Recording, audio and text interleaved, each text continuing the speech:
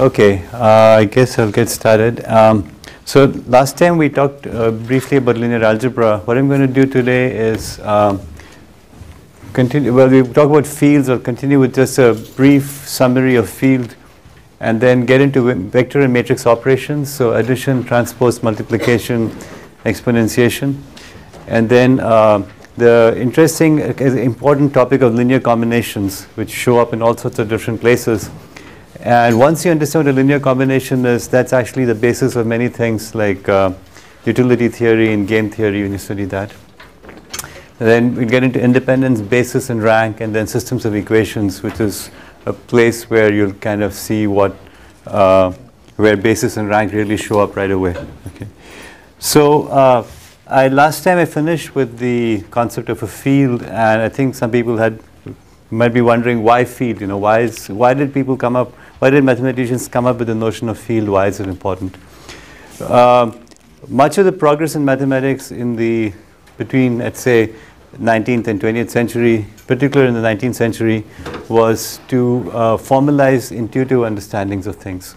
Okay, so people had intuitive understanding of what the reals were, and it was formalized to realize that in the reals there are certain properties in the commutativity of reals with the operations star and plus. You know, multiplication, addition has certain properties which we described as commutativity, associativity, etc. And you can define these mathematical objects which are not the reals, which also have these properties. And as long as these properties hold, all the theorems continue to hold. So that's the basic idea. That is, you take an intuitive concept and you say, okay, what makes it tick? You know, what is the basis for it? Why does it actually work? And they realize that it doesn't have to be the reals. I can define this mathematical object which has just, let's say, 20 elements, just the right way. And as long as these inverses and so on and so forth exist, then any theorem that depends only on field properties is going to work. But this was applied to many other things as well. So people, for example, started wondering, what is a number? You know, mathematicians spend a lot of time wondering, what is a number? Okay, to us it's intuitive. A number is, you know, a natural number, 5, 10, 20, something like that. That's a natural number. But what's a real number? You know, we think about a real number as being a point on the line. But we already know lines don't exist. Okay, so points don't exist either. So what does it mean to have a point on the line when both of them are imaginary quantities, right? And so one big question that took a lot of very intense thinking is the following question: is 0.9 bar equal to 1? Is that true or false? Right? I mean, you can write 0.9 forever, you know, and bar is this nice way of saying infinity, and infinity is a concept which has been a huge problem for mathematicians for a very long time. Because what does it mean to have something be infinite anyway? And so this is a practical question. Is 0.9 bar same as 1? Okay. One could argue that it's always going to be slightly smaller than 1. But you could also argue that the gap between 0.9 bar and 1 can be made as small as possible. So, but they look completely different, but are they the same? So what do you think? What's the question? What's the answer? Are they the same? They're the same. But why do you say they're the same? Because 1 hour repeating is 1/3 plus 2/3. Okay. That's a funny way of putting it. It's 1/3 plus 2/3. But like if you put it in fractions, then you have n equals 1. Yeah, okay, I guess that's one way of thinking about it. That's certainly something I hadn't thought about. But at any rate, I just want to give you so the answer is, they do say it is 1 because the difference between this and 1 can be made as small as you want, right? So what we end up with is we have this funny situation where the same number can be represented in 2 different ways. Okay, so the number is different from the representation, but that's not true for other things. Like, if I give you value of pi to 100 million places, if I change it by even 1 decimal place somewhere, the representation and number are the same, whereas here I have a number which has 2 representations. Right? So anyway, it gets pretty messy. And once you start thinking about infinity, it gets really, really messy. So anyway, what I want to give you a sense for is what was happening in mathematics was to try and put into formalism things that were intuitive. And that's where fields come from. Fields, rings, commutative groups, abelian groups, Galois fields, all these mathematical objects which have names associated with them are basically mathematicians trying to say, okay, what makes it tick? And if I take away commutativity, if I take away associativity, if I take away this, what remains? What can still work? And that's where those fields come from. Okay, and that's where we have this very formal definition of what a field is. Okay, so as it happens, you're not going to spend any time on fields at all, but I just wanted to give you sort of a perspective on where that came from. Instead, what we're going to do is use these properties to just define what are the matrix properties. Now, matrices, by the way, most of the work was done around between 1870 to 1910, something like that. So this is relatively old, but not that old mathematics. Matrices really didn't show up before that. Real analysis was what people were doing before that. Okay, so let's just look at the addition, which is the simplest thing. So addition of 2 vectors. So I took vector addition.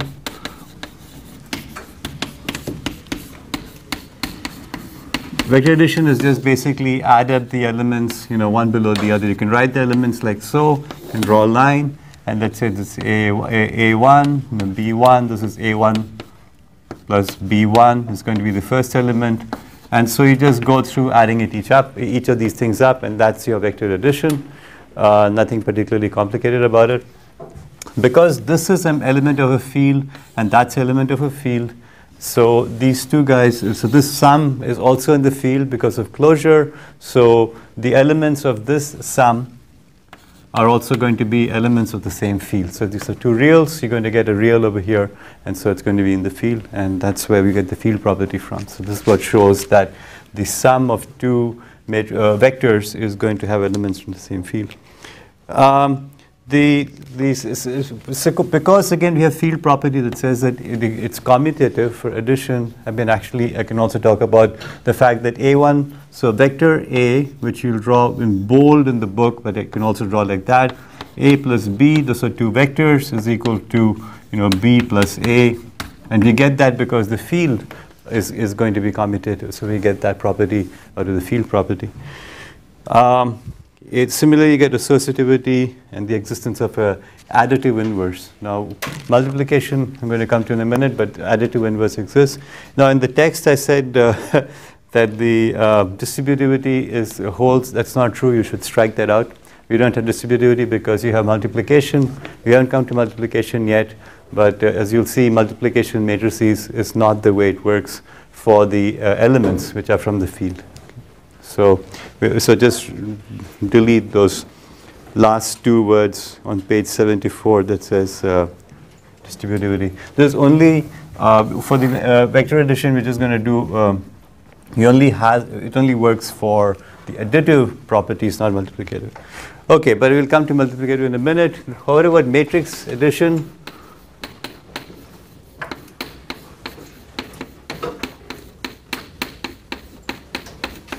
matrix addition is the same deal. Basically, we take the 2 matrices, okay? Let's just call this matrix A is sum A11, so Mn, so it's M rows and N columns, and then B will be something over here. So it has to be the same number of rows and columns. It has to be M and N, otherwise we can't add it. And this would be B11 to BMN. And then we just add it all up. So basically, the sum, C, let's say C equals A plus B, then Cij equals Aij plus Bij for all ij. So that's just the sum. It's nothing very complicated. And Same thing, we get the commutativity and associativity of addition for free because of the field properties. Okay, so that's how we can see a little bit of how it works. You say, okay, this is from a field, so I get commutativity for matrices and vectors, quote unquote, for free, right? And okay. So any questions about this so far? Okay. So the next property or next operation is the transpose. You have a question over this? I haven't seen the fifth systems of Equations. I haven't come there yet. I'm still doing addition. I'm right here. Okay. Yeah. So transpose. So transpose is defined both for vectors and matrices, and it's basically transpose says I'm converting a row to a column vector or column to a row vector. So this is for a vector. So this is so if you have a row vector like this, 1, 3, 2, 7. Then the transpose is denoted by the superscript capital T. It's going to be the column vector 1, 3, 2, 7. Okay, and obviously if you have vector A, transpose is equal to the vector itself. You're not doing anything by transposing it twice. You just get back to normal. Okay, transpose of a matrix.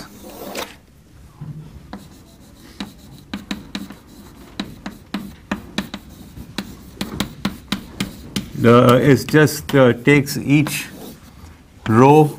So matrices can be thought of as a bunch of vectors stacked up one on top of the other. So we can take each of these stacked up vectors and make them column vectors like this. So this row vector here becomes this column vector there. And we do the same for all the other ones, and so we get the kind of the dimension being changed. So if this is a m cross n, this would be a n cross m by doing the transpose, and there's an example of that in the book. Again, there's a typo in the text in section 3.2.2. Somebody pointed out on Piazza, so Piazza seems to work. The jth row would be the jth column of X, so this should not be the ith but the jth. So if you have the text in front of you, you can on page 74, 3.2.2, you should change the I to a j. Clearly I wasn't paying attention. Okay. So that's basic stuff, and hopefully at this point you should be remembering your elementary linear algebra course from your first or second year undergrad or high school, I don't know, right? This is called simple stuff, and hopefully you remember all of it. So I'm just trying to get you warmed up and not to scare you away. This is easy stuff. Okay. Let's go on to multiplication.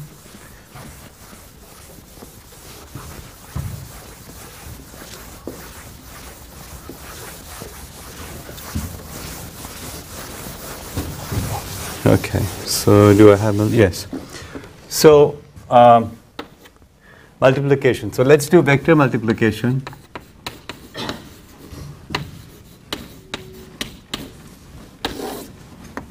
Okay, vector multiplication comes in two flavors, what are called the dot and cross products.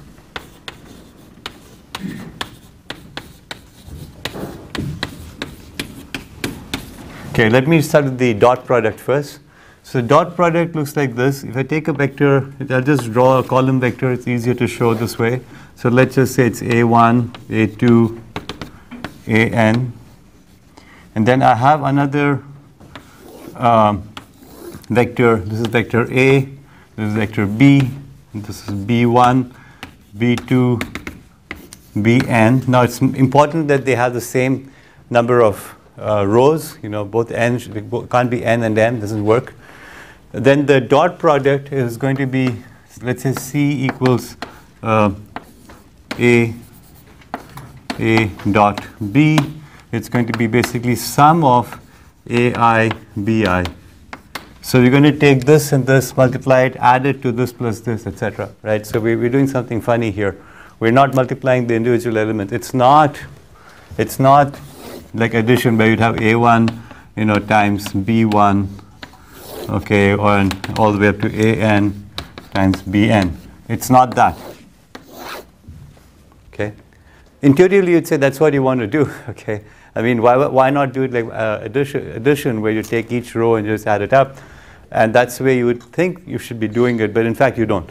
Okay. In fact, what you're going to do is to do the dot product this way, and why is it this way and not the other comes on. Yeah. Isn't A supposed to be a row vector? It doesn't matter if it's a row vector or a column vector. I can multiply two vectors, row. I mean, as long as they're both the same. They both have to be rows, or both have to be columns. A is supposed to be 1 plus n, and B is supposed to be n plus 1 vector, so that we can multiply them. This is the dot product of vectors. Now, not about matrices. When you talk to matrix multiplication, then you would have a row vector multiplied by column vector if you're doing the matrix multiplication. But if you're doing dot product of two vectors, it's different. Okay, so vector multiplication is not the same as matrix multiplication. I'll come to that in just a minute. But it's a good question. But this is the way the dot product is defined. Okay. So the point I was trying to make here is that we don't do vector dot product the way we do matrix multiplication or we do vector addition.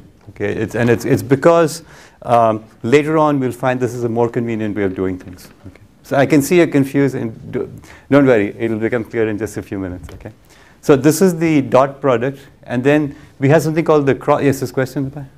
So A dot B is a vector of single dimension. That's correct. It's a scalar. A dot B. I'm sorry, that should be a scalar. C is going to be a scalar. Okay. So A dot B is a scalar. Okay. And so the vector multiplication results in a scalar. Okay. The cross product is a different thing, and it actually is a vector, but it has this funny property of having a different direction. So it actually doesn't make any sense in computer networks. It's used mostly in physics, where we have certain properties of vectors, which is like a direction property. Because it's kind of not relevant, I'm not going to go into it. If you want to look it up, you can look up cross product of vectors, but I really won't go into that at all. It's not really relevant to what we do over here. Okay. Okay. Any questions about that? I seem to have. Okay. So let's look at the matrix multiplication. And this is the place where most people or many people get confused, because the definition is not intuitive. The definition is actually completely non-intuitive, and you're kind of wondering why did they come up with this? It's kind of, and I explain later, when you study control theory, you'll become very clear why we do matrix multiplication this way, but that's still a couple of months ahead. So I'll give you an intuitive understanding now, and then we'll talk about it in a bit more. So the matrix multiplication, let me just define it. We define it in the following way. We take let's call this, let me just call this is row 1. So I'll just write down row 1. And then we take over here the second matrix, which is going to be column 1. Okay. Now I can define the dot product of row 1 and column 1. Right? It's going to be a scalar. All right. So this dot product of these row and column is going to give me one element, this element of the product. Okay, and so this element of the product is going to be, let's see, if you keep using this as A as a matrix, and this is the matrix B, then C is going to be here, this is going to be C11. Is going to be that row multiplied in the dot product of that row and that column. And that's why the dot product is a scalar, okay? Because I'm going to put a scalar as the element of the matrix, okay? So in general, if I have the ith row over here and the jth column over here, then this is going to give me Cij. So just from the expansion of the dot product, I can write down Cij, the scalar Cij, is going to be sum over, let me do this properly, k equals 1 to n, assuming the dimensions are, so I should be careful over here. So let's say that this has got m rows and n columns, and this is going to have n columns, and let's say O, so n rows and n columns. So I need to make sure this n and that n match, because I'm going to take this times this. So this is going to be an m cross n in general. There's going to be n cross O in general. Okay, so how many operations do I have? Well, I'm going to do this basically for each row. I'm going to do this, and I have m rows. So I have to make sure I take 1 to m. Am I doing this right? No, actually no. 1 to n. Cij is going to, yeah, Aik B Kj. Okay, so why do I have y in the text? That's a mistake. Good thing you brought me a red pen. So on equation 4, it should be Aik B Kj, not Ykj. I have no idea where the y came from. Okay, so you can fix that as well. Okay, so what we're doing in matrix multiplication is basically define these dot products between rows and columns. Okay, and so each element of a matrix over here is a bunch of multiplications and additions going on. Okay, as I've shown over here. It's a summation and multiplication. So matrix multiplication is inherently computationally intensive operation. Okay, we don't want to do too many of them. If you're trying to write a algorithm which has matrix multiplication, try to avoid it because it's complicated. It takes resources. That's the first thing. The second thing to realize is that these things have to match. So if you multiply by m by n in terms of m by o, we'll basically get an m times o, m cross o matrix as the output. And you can kind of figure it out why. Well, why would be m times o? How many rows is the product going to have? We're going to do this operation of computing this way, m times we're going to do it. So we're going to end up with basically m rows, and then we're going to have 1 per column, so you're going to have O columns, so it'll be an m cross O. So you can just, if you just do a small number of examples or just think about it for a moment, you'll see that the product of the m times n m cross O is going to be m cross O matrix. And we need to make sure that the number of columns here matches the number of rows here. So this n has to match. Now to come back to your point over here, sorry, I don't know your name, but I'll find out in a minute. So this is what you were saying. Should it be a row and a column? Yes, if you're treating those as matrices, then you need to do it. But if you treat them as vectors, you don't need to do it. Okay, so it's a kind of a funny thing. If you say, okay, this is vector A multiplied to vector B, we're going to get a scalar from it. Yeah, that's correct. Then I do make, I'm just going to write it like so. Okay, but if I'm going to say, no, that's a 1 cross n, other one's n cross 1, so I get a 1 cross 1 matrix. Rather than a scalar, it's a 1 cross 1 matrix. Then it'll be a, so we distinguish between one C11, the matrix C11, it's not equal to C11. Okay, that's the matrix with one element in it, and that's a scalar. And these are different objects. Okay, this is the object that you get from multiplying 2 vectors with the dot product, and this is what you get when you take the matrix product of 2 matrices which happen to have dimensions n cross 1 cross n and n cross 1. Okay, so there's a distinction between the two, right? Okay. Like vector multiplication, matrix multiplication is defined in sort of a non-obvious way. Why would you do it this way? And the real reason comes from the notion of a matrix as a transformation. Okay, and what we can think of is the following. Let's take the following equation, Ax equals y. Okay, where A is a matrix, x is a vector, y is a vector. So it's easier to kind of write it out like this. So I'll write it down A11, A1n to A, and this is, let's just say it's an n cross n matrix, and A n n. It makes things easier if it's square.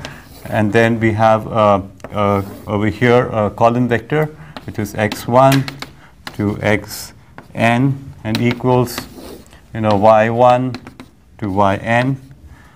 And then what we see is that y1 is equal to basically a11 x1 plus a12 x2 plus a1n xn. So what we're doing is we're taking this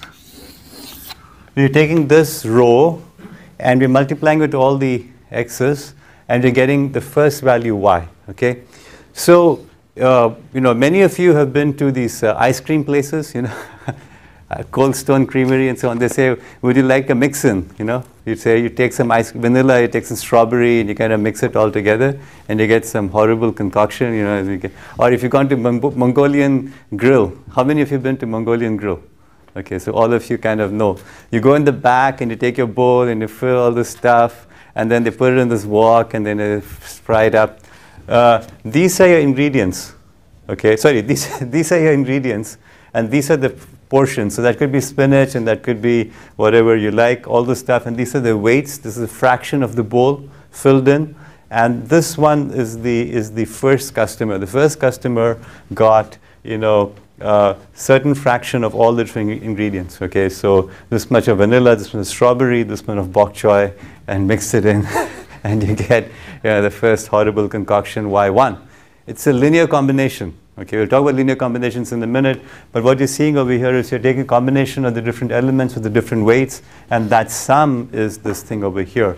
And this is a very, very basic operation. So what we're thinking of, what we can think of is that this matrix A is actually operating on the vector x to produce some vector y. Okay, so y is the output of this transformation, and because of this, A can be thought of as a transformation matrix, and many physical systems can be represented in this fashion. Okay, it's very simple representation. It's just taking a linear combination, scalar multiplication, and addition, but as simple as it gets. There's no exponentiation, there's no sine, no cosine, no inverses, no nothing. It's just basic, multiplication, addition. Consequently, it's very simple to analyze, and we get this matrix A.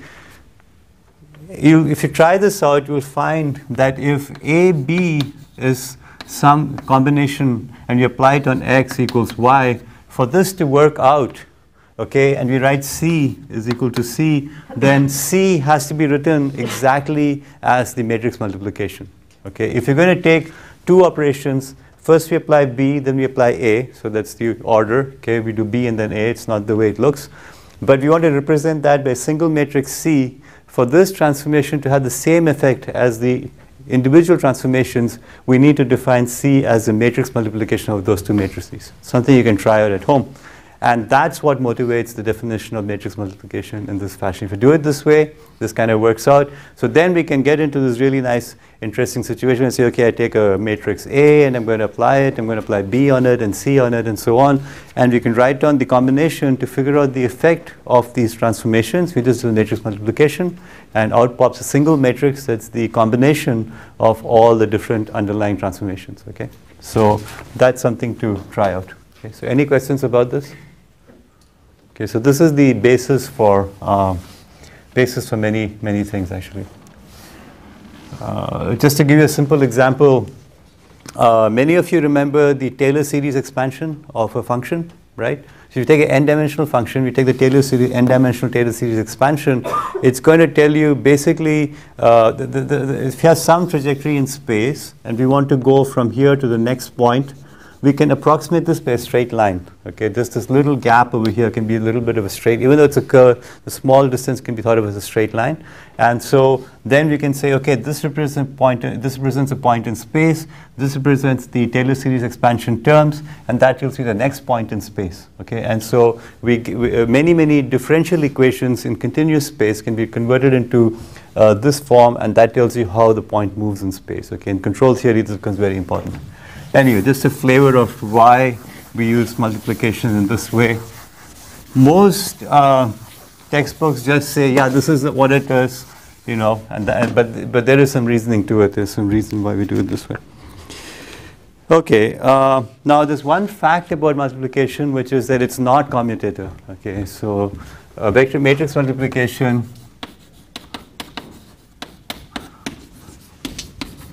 is not commutative.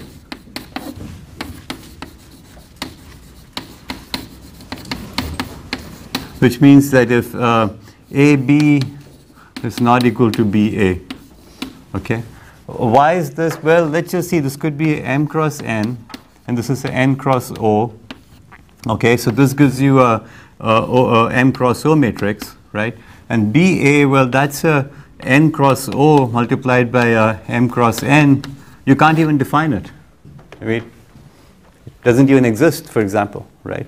So we know that we can multiply a row vector or a row matrix with a column matrix, but we can't multiply a column matrix with a row matrix, right? It doesn't work. So we can do this times this, but we cannot do this times that. So, so obviously it's not commutative.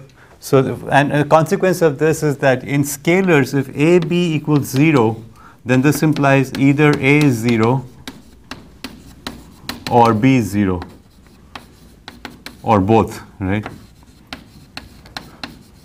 But if a matrix AB equals 0, we really can't say anything about A and B.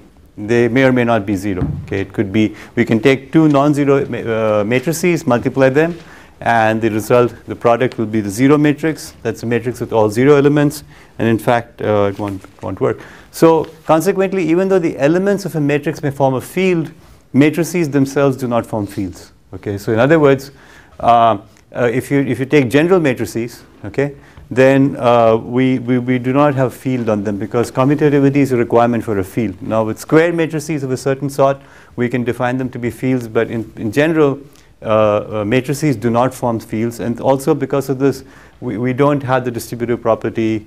So we don't have the inverse, multiplicative inverse property either because we don't have AB is BA.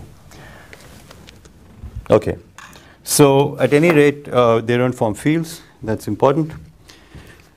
Right. Now, there is, by the way, I should point out the difference between sufficient and necessary. So we can say this, if AB equals AC, right, if these two are true, then B does not have to be the same as C.